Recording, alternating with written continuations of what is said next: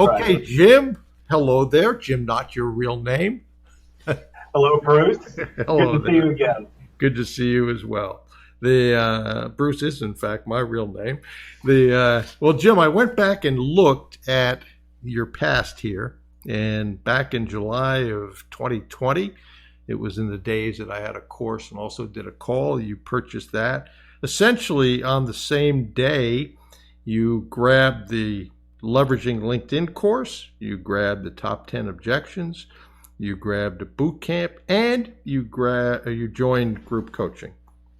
And you were in group coaching for just about a year when you ended up having to manage your expenses, and you went full time, if I remember correctly, into this acquisition journey.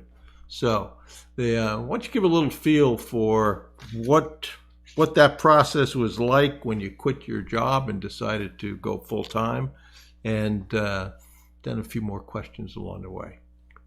Yeah, absolutely. When I first started this, it was right around COVID, and I had done some research and different ways to make money and invest, and I came across this website with a very trustworthy looking face on it, and I said, "This looks like a guy I could learn something from." So I went on and listened to some of your podcasts, and I knew that this was something that I could do.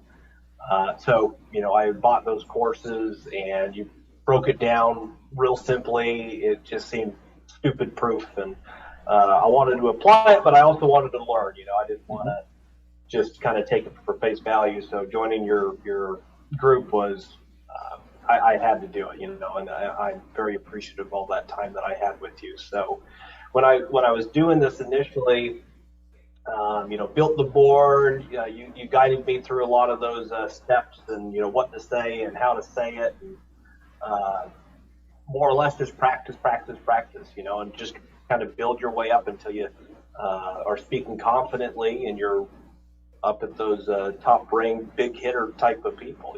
And eventually, I was speaking to CEOs of Fortune 500 companies and people who were the top of the industry. But what I was working in initially, which was IT. And it just became so natural to the point where these people all wanted to join what I was doing, and I really had my pick of the litter.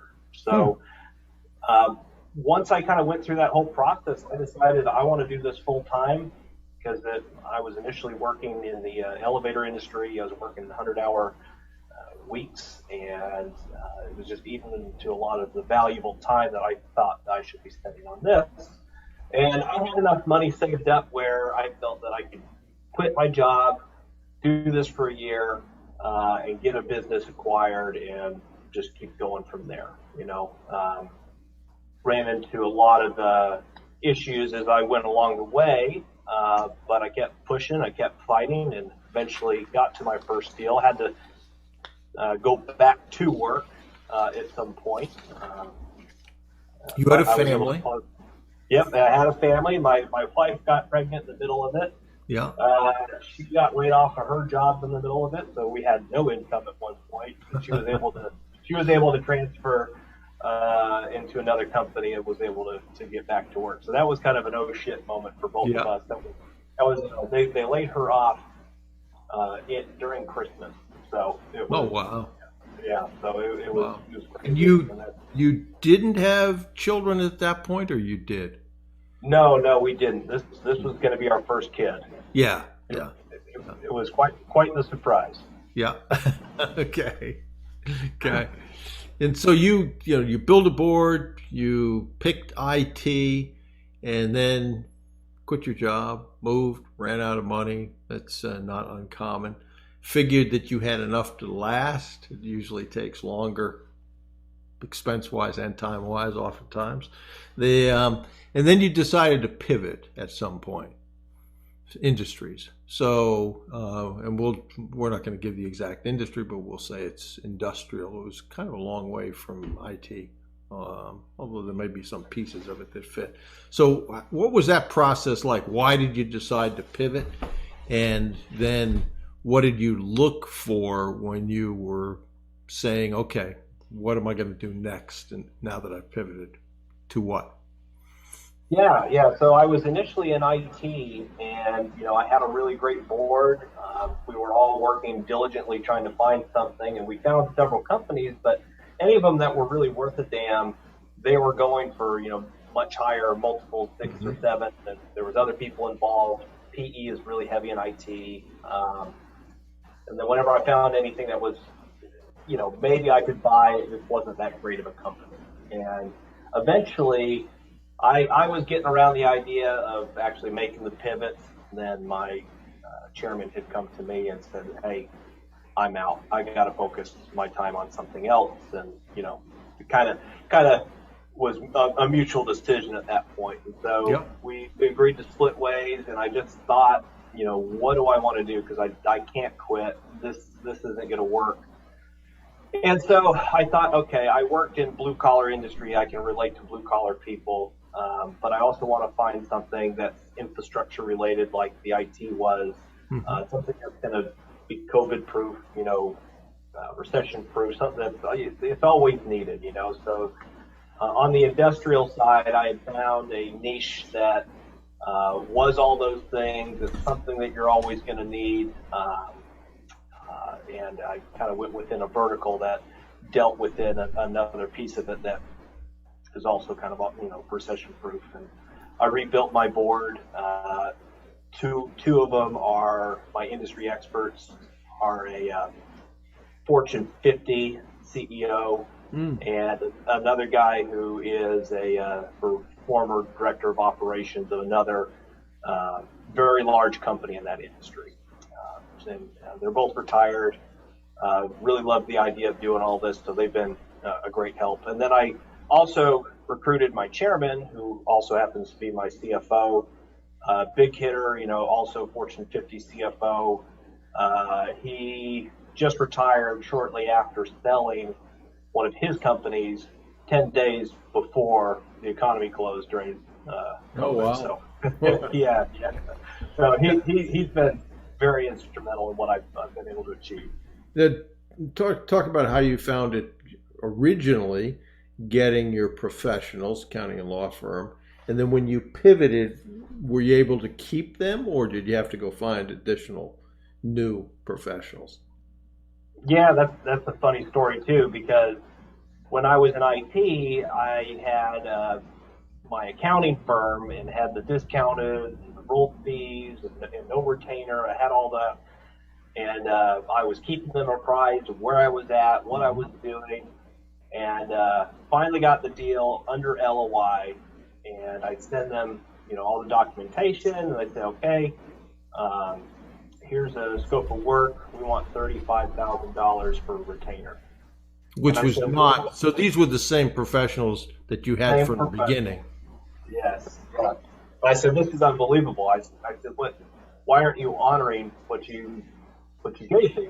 And they said, well, do you have the paperwork? And I sent it to them. And I said, well, we've picked up a lot more business since then, and if you want us to do it, this is what it's going to cost you. And so I reached out to my accounting director, former KPMG guy, and he reached out to his contacts. He was able to get a couple things. Didn't have the retainer piece of it nipped in the bud, so I reached out to a ton of people and told them I had a deal on the line. So they were obviously more interested. Yep. And I just took every single deal that I had been offered, and I just said, beat this, beat this, beat this, beat this. And eventually I got to a top 10 accounting firm with Moss and Adams, which is actually Hmm. right out here in Seattle. No retainer, discounted, rolled fees, all of that. And it actually ended up being a better deal than Better deal. Yeah. the other one I had, and Yeah. for a larger firm. Yeah.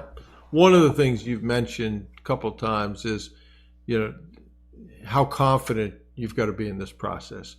And if you get to, and it's the same thing when you were calling those Fortune 500s. In the beginning, those are a little nerve wracking, right? But after a while, you've done so many of them, they ask the same questions. You're used to Yep. that process. So I'm sure when you were rolling through all those professionals, you kind of got to the same point as well. Okay, so now you've got a new industry. You got people that are working. You got a deal going. So talk about the journey of that deal. Kind of how you found it. If you found it on LinkedIn, if you found it through internet searches, whatever. Yeah. So I had actually purchased a database, Yeah. of names and emails and all that. So went through the cold calls. I also did the email campaigns. Tried to find them on LinkedIn. Not as many of these guys are on LinkedIn as the IT was. Yeah. But I happened to actually find this one through a broker. He brought it to me, reviewed it, had some of my initial discussions with it, and once we actually got the LOI signed, myself and the seller just started communicating directly. He was copied in a couple of emails. I started calling him, he started calling me, and the broker was just kind of out of it at that point. We just, it was nice. It was like having someone find you the deal and then they disappeared, which is good because oftentimes that doesn't happen. They want to control the communication. Oh my God. So, yeah. It was nice. It was nice. Yeah. And then by the time the deal was done, and he got a $200,000 bill, and he said, "What the fuck? Like, $200,000? What did you do?" But it is what it is. Yeah, it is what it is. He put the two of you together, I guess, ultimately, right? So it sounded as when we talked about doing this, it sounded as if that deal came together, but at some point it almost came apart. So what happened there? Yeah, there was a lot of drama that kind of happened in between all that, with financing, and then during the due diligence process. He was really stressed out. He was trying to run the business and do the due diligence and get documents, and he felt like he had no control. He was very proud of the business that he built. So when Moss Adams came in and they were doing the QOB and tax due diligence, he was being poked and prodded, and felt like you guys are trying to pull one over on me. Mm-hmm. Part of my business. He was completely new to it. I hadn't had no idea. I'm sure this is probably pretty typical for any mom and pop type of business. Yep. So, never sold anything before. Had been in the business for a number of years. It sounds like, right? Right. And so he got to that point, and actually Moss Adams, they came back with a really clean report. He ran an incredible business. It actually increased the value of his business ever so slightly. It wasn't anything dramatic, but it was. Oh, well, that's interesting. So actually, their work was beneficial to him. Yes. A lot of times, obviously, in due diligence, you knock down the price. Rarely, but you've got one where the price goes up. Yeah. So it's hard to argue with that. He had a top 50 accounting firm doing his books before, okay. So they were pretty clean, So Moss Adams found some discrepancies. One of the biggest issue that we had with that initially was that there was a tax issue. He did I can't remember what it was, but he had a step up in basis. I can't remember what the tax thing was. Anyways, he didn't file some sort of form, so there was some sort of tax liability that was outstanding. So what we ended up doing, he had to file this form, let the IRS know that, oops, sorry, I didn't do this when I reformed he created his own holding company. We created a separate holding company, put the assets into that, and then left all of the liability in his original holding company. So that was kind of a point of contention for him initially. Then once we started getting into the legal due diligence, that's where more of the poking and prodding started to come through. And I had a top 10 international law firm. His is a local company, out of the Midwest. So he felt like, well, maybe I'm going to get over lawyered. So he kept threatening to pull the plug several times, and we got to a point with the bank where I've been speaking with the senior committee, credit officer. He said that he could fund, about $5 million based on 80% of the assets value. And we're going through, and they kept saying, yep, everything's going to be good. And but your purchase price was better than $5 million, right? Yes, it was. Yeah. Not $9 million was the purchase price. Yeah.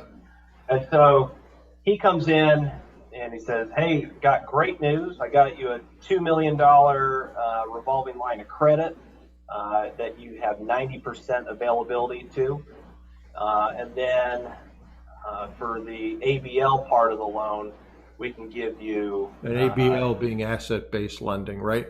Yep. Yes. We can give you 3.8." I said, "Well, you told me that I could get 5," and he said, "Yeah, everybody on the committee voted yes, but the CEO came in and voted no because your company, your holding company, is not bringing any equity into the deal." Mm-hmm. And so he said, "If you had brought some equity, we would have funded the full amount." And so that was the full amount being 9 or or 9 less the equity. Yeah. Yeah. Okay. Yeah. Mm-hmm. So I had to go back to the seller, and I asked him to hold back more equity, which he was okay with. But we were ultimately still going to be short, and the full short amount that we were was $1 million. Mm-hmm. And I asked the bank, "Hey, I got more equity from the seller. Would you give us that last $1 million?" And they denied it. And so, wow. So they were not a bank. Basically said, "Okay, we'll count that equity as your equity." It helped, but not to the extent that it would erase all of it. Right. And so they said, "Well, when they said, well, excuse me, let me try and get the." And it's fair to say you didn't have a spare $1 million kicking around. No, I did not. Okay.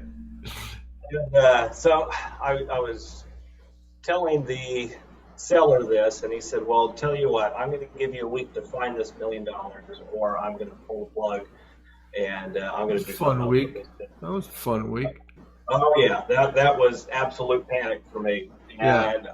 I told the bank, I said, "Hey, here's the position you guys have put me in. You're going to help me find somebody else to fund this." And so they went full panic mode. They were looking at different lenders to bring in. They ultimately said, "We'll allow another lender to come in, and we'll give them some of the collateral to fully secure that note." Which, to me, this is still kind of crazy to me. The fact that the collateral was there to secure the whole thing. Yep. But they didn't want to do it. So they wanted to bring somebody else in, and that somebody else that they would bring in would be subordinate to their loan, I would imagine, right? No, it wouldn't. It would be its own separate loan. So there was. Okay. But they were not in the first position if something went wrong. Theirs wasn't the first position, and then usually what would happen is the main bank would be in the first position if something went wrong. Then if you had a second lender, they'd be in the second, and ultimately the seller finance would be in the third position if there's anything left over. But sound like that's what they did. So there was $6 million worth of collateral, and they said, "We'll take $3.8 million worth, secure our loan, and then we'll take another $1 million in that collateral. We'll give them title to that. That's their own. You pay them, as long as the terms are the same as ours."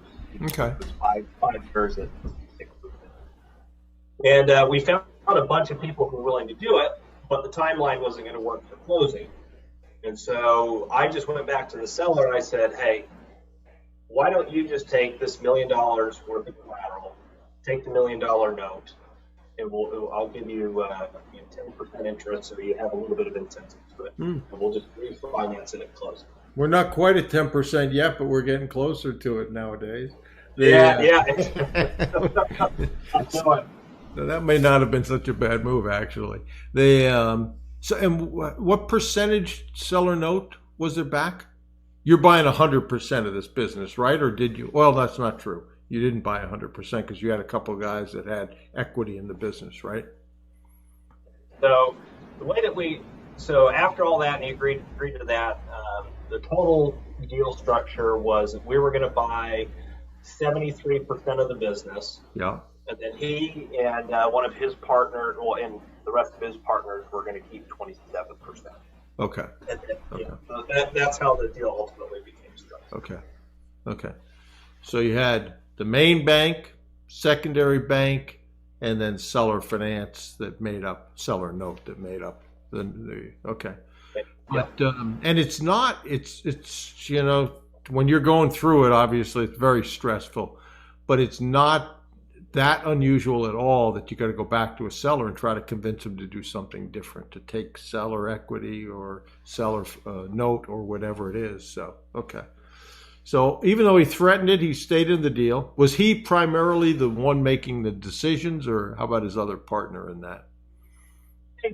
Most of the decisions. So prior to this, he owned about 60%, and then he had an investor who helped him get started when he started the business, who owned, I think, about 20%, and then he had the rest kind of distributed amongst some of his management team.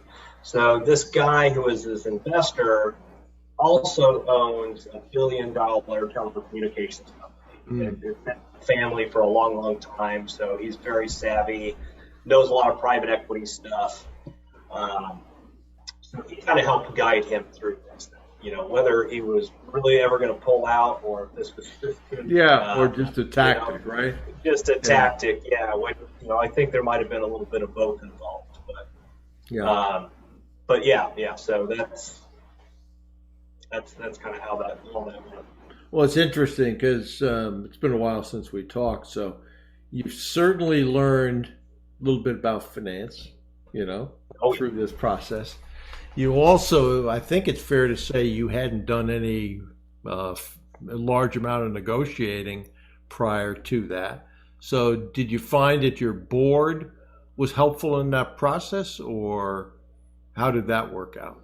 Yeah, absolutely. Everybody was very helpful in negotiating and how to structure everything. And I would say that my CFO was probably the most beneficial to me in terms of how to negotiate, what to ask for, what not to ask for, and be able to give logic behind it. So when you did go to the seller and ask for a reduction or rolling over equity, whatever, we were able to really explain this to them in a way that made sense and you could see the benefit, or hey, we're going to have to knock this off because X, Y, Z. Does that make sense? Yeah. Very instrumental. And he went as far as making pro formas, forward projections, and which I imagine the bank wanted that information, right? They did, yes. So, and with our industry, leasing is really big, and there's a big change in lease accounting coming up, and so he was able to look at it, what it looks like with the current accounting rules and the future accounting rules, and this is why the deal still makes sense in the future. So it just made a lot of sense. Yeah. Someone today asked me, because you didn't escape a personal guarantee, right? You didn't, and so people say that makes no sense because you don't have the assets. You didn't have the assets to back up that kind of purchase price, at that point. But they can ask for anything, and ultimately, you have to decide if you're going to do it or not. But the reason they do that, even if you don't have $5 million of assets, is it keeps you in the game, right? It keeps you. You just can't say, "Well, this has been real. I'll see you later," if it doesn't work out. So okay. So then you've done your due diligence. You've got an accounting firm and law firm that's helped you through that process, and then ultimately the deal closes, and now you're an owner. So what's that process been like? Yeah, that was really exciting. I went down to where he lived the week before closing, so I got to meet him, his employees, got to kind of see the operation itself, and physically put my eyes on the assets, and wine and dine, and got to meet everybody. So that was a lot of fun. And then, when it closed, I flew back to here in Seattle, and we've been working with him and then the vendors, suppliers, customers, getting everything transitioned from his bank to our new bank, getting everything set up. We're also working on consolidating because he had his own holding company with subsidiaries for consolidating that. So we just have one tax return, one P&L, balance sheet, things to that nature.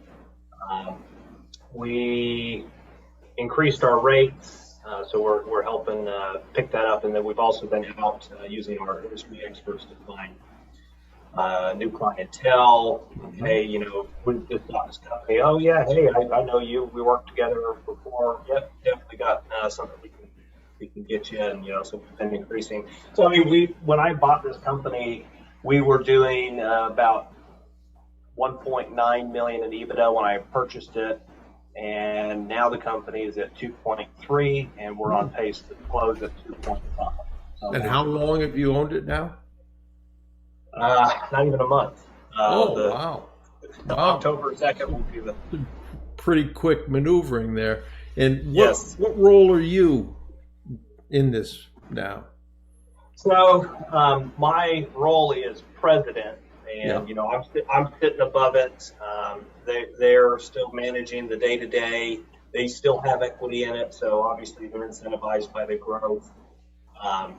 So I'm looking for other businesses in the area to acquire, fold in, get those economies of scale. Working with different insurance brokers so we can get better deals that way. Same thing with accounting and taxes, and just all that kind of stuff. So I'm doing more of the overhead 50,000 feet type of work with my board, which is what you should be doing, not being inside there every day, right? You need to manage those people, and your relationship with the previous owners is good. Oh, it's great. It's great. We talk every day. He gives me a call, gives me an update, sends me emails. He's still doing the booking and all that. We'll eventually kind of fade him out and bring in a controller, but he's going to stay for at least next year or two. Yeah. And, he's been very valuable. Good. So if you were to think back on it, you had a law firm obviously help you with the LOIs and the purchase and sale agreement and go through that process. Any lessons in that whole process that you didn't think through that they were helpful for, or that you wanted them to do that they didn't want to do but ultimately did? Things like breakup fees or exclusivity periods or those kind of things? With the professionals, not so much. You probably remember when I first was trying to negotiate, I had the hardest time getting the lawyers to agree to any of those. Eventually did get one, which happened to be my previous chairman's lawyer when I was doing IT, and he happened to be in this industry as well and had familiarity with it. So he just agreed to roll it in. He said, I like you. I like what you're doing, and I'd like to see it get done. And so he stuck around. Anybody who's listening to this, if you have been at it as long as I have, which was well over a year trying to acquire that first business, make sure that you keep tabs with them and maybe even ask them like, hey, I know that it's been a while. I've got some things promising that they're working through. I just want to make sure that when I bring a deal that what we had agreed to is still going to be honored. Yeah. Because that in itself could have killed the deal. After getting the LOI signed, and then I can't even start due diligence. Yeah. Then at that point, the seller is wondering what the heck's going on here, right? Yep. Yeah. Absolutely. And he was. He was like, so when's due diligence start? When am I going to get introduced to the accountants and lawyers? Well, just hold on. Just hold on. I got to friggin' find somebody. Obviously, you didn't tell them that.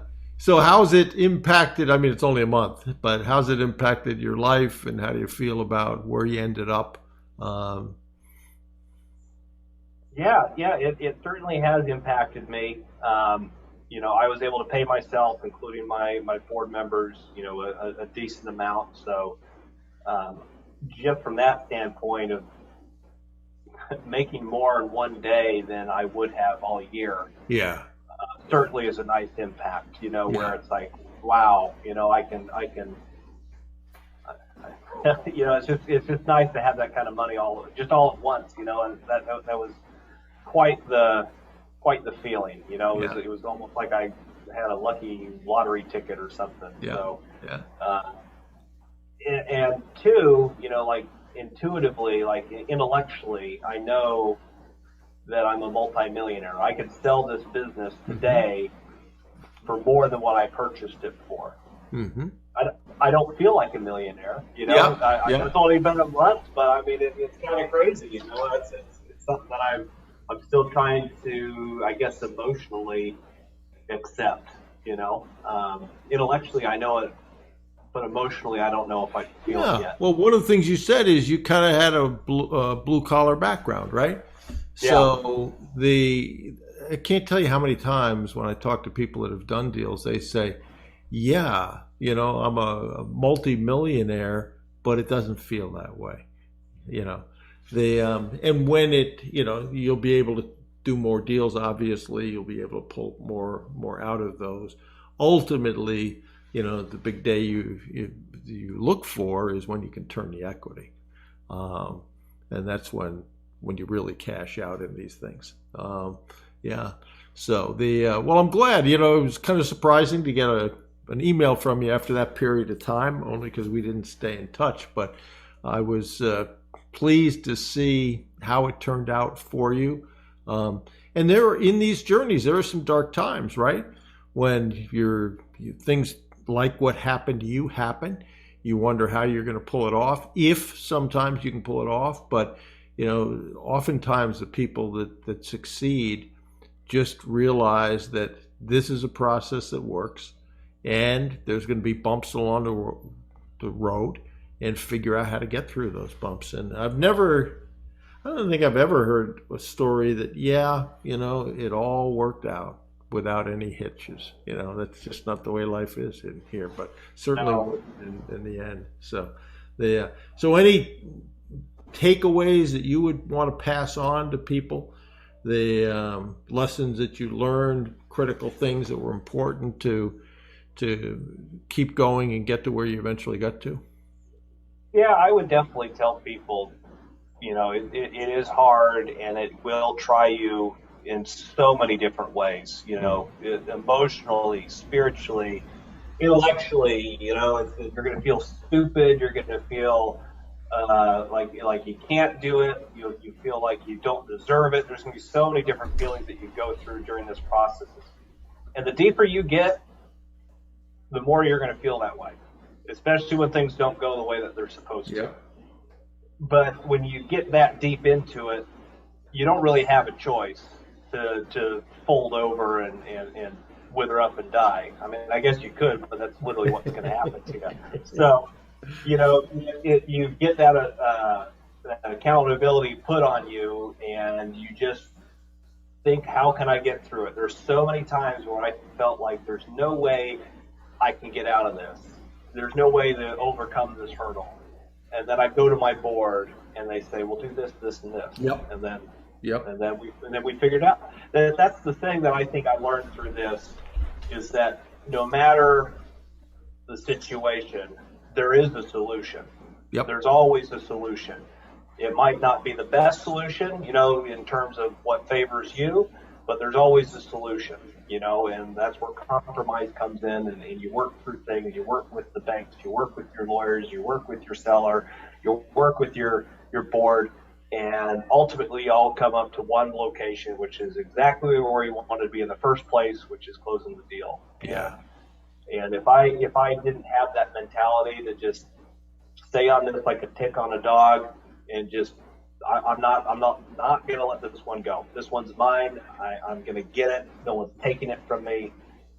someone's gonna have to kill me otherwise. And Yeah, yeah. and ultimately, that's what That's what happened. got me all the way through. Right. And Yeah, and now I absolutely. own it.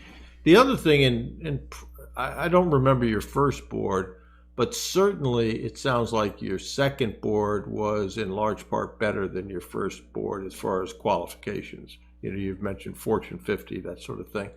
Yeah. And while was a new experience for you, these guys have been through those things before, right? So as you Yep. say, you go to them and say, okay, here's the situation, you know, we got to figure out a solution to it, and it's probably stuff they've been through a bunch of times before. And so, a lot of people, for whatever reason, don't end up using their board. And people that are most successful, boy, ride that board hard and listen. They're not worried that, well, maybe I should know this. I'll feel stupid if I ask the question. They just realize what they got as far as the problem, that these guys have the solution, and I'm going to use them. And ultimately, I think that's a big part of what helped you get to where you got to. So so what are you finding in terms of the current economy, whether that's affecting new deals you're looking at, whether it's affecting it positively, negatively, that sort of thing?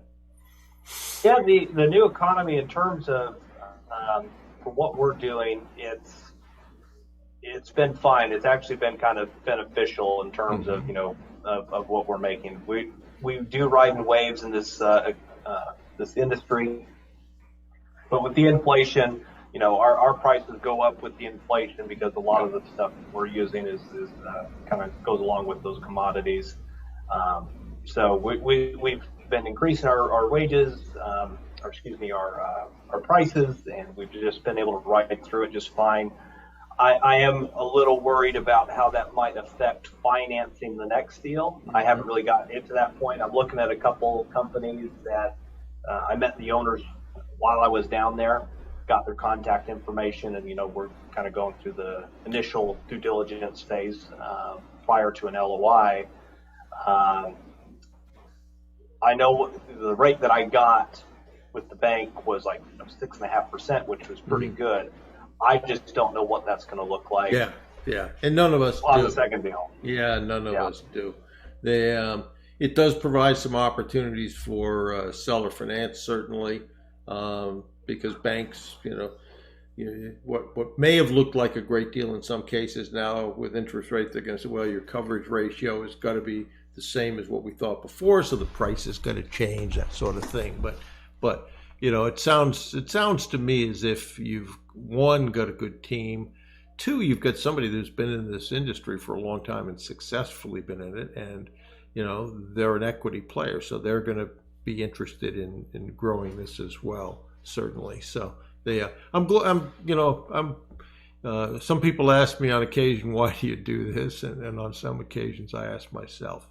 But things like this are the reason I do this. It's, as you said, it doesn't feel real, but, at some point in time back then, imagining what you've accomplished would have been probably a little bit out of your comfort zone.